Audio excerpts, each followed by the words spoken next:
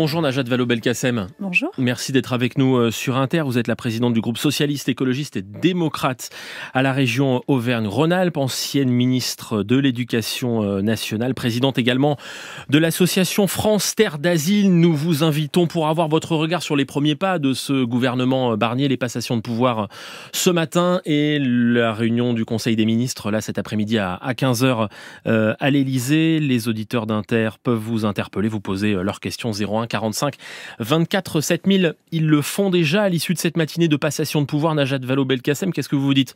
Enfin, la France a un gouvernement et donc des ministres vont pouvoir travailler après des semaines, des mois d'attente, de tergiversation, de consultation ? Je ne suis pas sûre de ressentir ce sentiment de soulagement. Non, je suis toujours très interloquée par la façon dont les choses se sont passées depuis plusieurs mois maintenant, depuis cette annonce de dissolution et la série de manœuvres qui a conduit finalement à la nomination de ce gouvernement. Alors, on a coutume de dire laissons-le s'installer, écoutons le discours de politique générale de Michel Barnier avant de porter un jugement, certes, mais on peut déjà quand même constater que les nominations qui ont été faites ne répondent en rien et ne respectent en rien le choix des urnes qui a été fait au terme des législatives, c'est-à-dire à la fois un rejet de la politique d'Emmanuel Macron. Là, on a l'impression d'être dans la continuation de cette politique, un rejet du Rassemblement national, notamment matérialisé par le Front républicain de l'époque. Même si c'est lui qui, avec son allié Éric Ciotti, a obtenu le plus de voix ? Oui, mais néanmoins les citoyens justement sont venus pour dire mais on n'en veut pas au pouvoir. Or là, on a le sentiment qu'ont été désignés au sein de ce gouvernement ceux qui quand même, pour nombre d'entre eux, se rapprochent pas mal des thèses de l'extrême droite. Et puis de toute façon, c'est un gouvernement qui sera sous surveillance du Rassemblement national, on le sait. Michel Barnier a été nommé là parce qu'il était toléré, accepté par Marine Le Pen. Donc on est dans une drôle de situation qui, je dois le dire, interpelle beaucoup les observateurs étrangers. La presse étrangère est très critique sur ce qui est en train de se passer et a raison. Et je voudrais que nous aussi, nous sachions passer par-dessus l'écume des choses et des commentaires et nous rendre compte que ça n'est pas très démocratique tout cela. Mais à l'étranger, par exemple en Allemagne, il faut bâtir des coalitions pour gouverner. Les Allemands le font. Là, certains partis se sont mis ensemble, LR et puis la coalition qui soutient le président de la République, pour gouverner. Ça fait à peu près 210 députés. Bon, finalement, c'est la seule coalition qui a réussi à se mettre en place et donc c'est elle qui va gouverner. Oui, mais ce qui ne va pas dans cette affaire, c'est que c'est le président de la République qui a construit d'une certaine façon cette coalition, en refusant de nommer un Premier ministre au sein du nouveau Front populaire, en allant chercher de lui-même celui qui serait acceptable pour son propre camp politique. En fait, il a vraiment dévoyé la lettre des institutions qui n'est pas celle-là. À partir du moment où l'élection de juillet dernier était un échec pour lui, en réalité, il aurait fallu qu'il passe la main, qu'il accepte d'être simplement un président de cohabitation, ce qu'il n'est pas aujourd'hui. D'ailleurs, plus personne n'emploie le mot cohabitation. Et Michel Barnier a dit hier soir qu'il ne s'agissait pas de cohabitation. Il va essayer de bâtir des compromis à l'Assemblée nationale, Michel Barnier. Peut-être y arrivera-t-il ?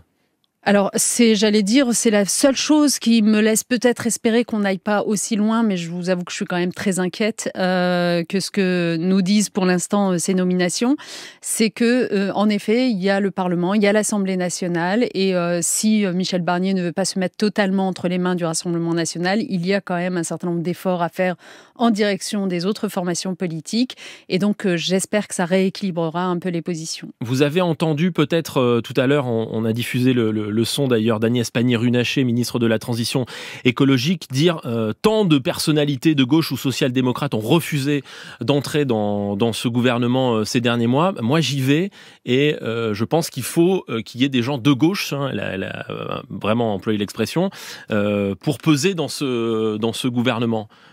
Qu'est-ce que ça vous inspire, Najat Vallaud-Belkacem ? Mais ça m'inspire que, ce faisant, elle est dans la continuation du « en même temps », du « on va avoir, vous inquiétez pas, de la gauche, de la droite, chacun pourra peser une jambe gauche, une jambe droite ». On a 1000 fois entendu ça depuis 2017 avec Emmanuel Macron. Et avez-vous jamais vu la jambe gauche s'exprimer et s'ancrer dans une réalité quelconque ? Donc là, on est dans une distorsion du réel, en quelque sorte. On se raconte que parce qu'on va mélanger les choux et les carottes, à la fin, ça fera une bonne soupe. C'est pas vrai. Il nous a été démontré montré depuis le début que le gouvernement sauce Emmanuel Macron penché vers la droite et de plus en plus aujourd'hui, c'est encore plus affirmé, j'allais dire maintenant. Et c'est pas le faire pencher plus à droite que de refuser de rentrer dans ce gouvernement ? D'abord, ça n'aurait servi à rien. À un moment donné, c'est une question de projet politique. Le projet politique qui est celui défendu par Emmanuel Macron et aujourd'hui Michel Barnier n'est pas le même que celui défendu par le nouveau Front populaire. Donc, à quoi sert-il d'aller... Si il avait été question à un moment donné de se dire, il y a union nationale, donc on rebat toutes les cartes et on redessine une série de priorités. Tenez, par exemple, on aurait pu faire un exercice très intelligent. Là, Emmanuel Macron aurait pu le faire. Aller chercher les cahiers de doléances des Gilets jaunes, par exemple. Il y avait plein de propositions qui s'y étaient exprimées. Il n'en a jamais rien été fait. Faire ce travail et dire, on va former un gouvernement d'union nationale autour de ça, pourquoi pas ? Mais là, c'est pas ce dont il est question. Il est question de continuer la politique de la Macronie et en par cause les réformes des retraites, les réformes de l'assurance chômage, la politique fiscale absurde qui nous a conduit là où on est aujourd'hui. Voilà, on manque de recettes, de dépenses publiques qui sont pas prises en charge, un déficit extérieur extraordinaire. Donc aujourd'hui, non, la gauche ne peut pas se reconnaître dans cette façon de faire. Violaine nous appelle de Nice. Bonjour Violaine. Oui, bonjour. Nous vous écoutons. Oui, je voudrais savoir, en tant que citoyen devant ce déni vraiment terrifiant de la démocratie, comment en tant que citoyen, en tant que bénévole d'association, on peut faire pour que le gouvernement et l'Assemblée nationale puissent aller dans le sens de ce qui a été voté, c'est-à-dire le nouveau Front populaire. Merci Violaine pour cette question. 193 députés pour le nouveau Front populaire. Ça ne faisait, quoi qu'il arrive, pas une majorité absolue à l'Assemblée, Najat Vallaud-Belkacem. Ça faisait néanmoins une majorité relative et je rappelle que jusqu'à présent, c'était bien une majorité relative qu'avait Emmanuel Macron à l'Assemblée nationale. Comme quoi, ça pouvait marcher. Il y a un risque démocratique. Alors, la question que posait Violaine, néanmoins, c'est pas celle des partis. Elle disait en ma qualité de citoyenne, et je pense qu'on est très nombreux à se poser cette question. J'ai le sentiment que on va rentrer dans à nouveau, dans une bataille des récits, Violaine. C'est vraiment, moi, ce qui m'inquiète beaucoup, parce qu'on dit ce gouvernement, finalement, il a peu de temps, il est sous la menace d'une censure. Si ça se trouve, ça va durer quelques semaines ou quelques mois, certes. Donc, c'est vrai qu'en si peu de temps, il n'y a peut-être pas le temps de mener des réformes, d'adopter des nouvelles lois, etc. Mais il y a le temps d'installer un récit d'ambiance, et notamment sur un certain nombre de sujets qui nous sont chers. Et moi, je crains beaucoup le récit d'ambiance, comme on le voyait avec Bruno Retailleau, nouveau ministre de l'Intérieur, sur le lien d'évidence à faire entre immigration et délinquance, sur la remise en cause de l'aide médicale d'État, des choses comme ça. Enfin, un discours toujours plus restrictif à l'égard notamment des étrangers, mais aussi, on l'a vu, on est très interrogatif sur certains membres de ce gouvernement s'agissant des droits des femmes, s'agissant de l'égalité des personnes, quelle que soit leur orientation sexuelle, etc. Donc, c'est ce discours d'ambiance qui pourrait, d'une certaine façon, nous faire reculer. Alors, nous, les citoyens, et notamment les bénévoles engagés dans des associations, nous devons y répondre par un contre-récit et peut-être mieux mettre en lumière quelle est la société, non seulement à laquelle on aspire, mais qu'on constate sur le terrain et qu'on fait vivre. Moi, vous savez, les Français, moi, je les vois d'abord généreux, ouverts, solidaires, parce que c'est ce que je constate, y compris pour accompagner, aider nos demandeurs d'asile. C'est pas du tout ce qu'on entend en permanence dans les médias et dans la bouche de ces politiciens. Donc, il va falloir se retrousser les manches. Gérald Darmanin quitte donc le ministère de l'Intérieur. Vous l'avez souvent critiqué et durement, Najat Vallaud-Belkacem, ces derniers mois. Ce matin, il a tenu à marquer sa différence avec Bruno Retailleau en disant: si je m'étais appelé Moussa Darmanin, ce qui est mon deuxième prénom, et si ça avait été mon premier prénom, jamais sans doute je n'aurais réussi la carrière politique que je suis en train de réussir et je ne serais sans doute jamais arrivé place Beauvau. Comment vous entendez ce rappel qui a été fait par Gérald Darmanin ce matin, en insistant au fond sur les discriminations ? Je parlais de distorsion du réel tout à l'heure. Globalement, c'est quand même l'expression qui me semble la mieux indiquée pour commenter tout ce qui concerne aujourd'hui la Macronie. Je suis désolée de le dire. Et ça vaut pour Gérald Darmanin aussi. Il a été ministre de l'Intérieur. Ne nous a-t-il à l'époque renforcé toutes nos politiques en matière d'intégration pour justement permettre à plus de gens de se reconnaître dans cette société française, d'apprendre la langue française, de gravir les échelons à leur tour? Non, au lieu de cela, il était lui aussi, sur un discours exclusivement restrictif, répressif, semblant remettre en cause toutes les alertes des associations en matière de lutte contre les discriminations et le racisme notamment. Renvoyer cela, vous vous souvenez quand même d'une audition au Parlement où il disait « j'étouffe » quand on lui parlait de possibilités de discrimination ou d'actes racistes, y compris dans la police. Donc non, Monsieur Darmanin... Donc vous dites quoi, c'est trop tard ? Mais enfin, c'est pas seulement que c'est trop tard, c'est vraiment nous prendre pour des imbéciles. Enfin, moi, j'aimerais qu'on arrête de nous prendre pour des imbéciles. Voilà. Voilà. Question de Xavier sur l'application France Inter et réaction à vos propos précédents sur l'actuelle coalition gouvernementale. Il y a sans doute moins de différence entre les membres actuels, nous dit Xavier, de cette coalition gouvernementale qu'au sein de la gauche elle-même, notamment entre la France Insoumise et le Parti Socialiste. Mais de toute façon, mon propos depuis tout à l'heure ne vise pas à exonérer la gauche de ses responsabilités, la gauche dans son entièreté évidemment. Non, mais était-elle en état pour gouverner, compte tenu des divergences qui sont les divergences en ce moment entre les Insoumis, au cœur même des Insoumis, les Verts et les Socialistes ? Alors, je pense que la gauche était très au clair, au moins sur un sujet qui me paraît quand même assez essentiel, qui est celui du pouvoir d'achat et de la condition économique et sociale aujourd'hui des Français. Et ma grande crainte, c'est que ce sujet en réalité disparaisse. Et on a eu beaucoup de débats récemment sur la question de la politique fiscale.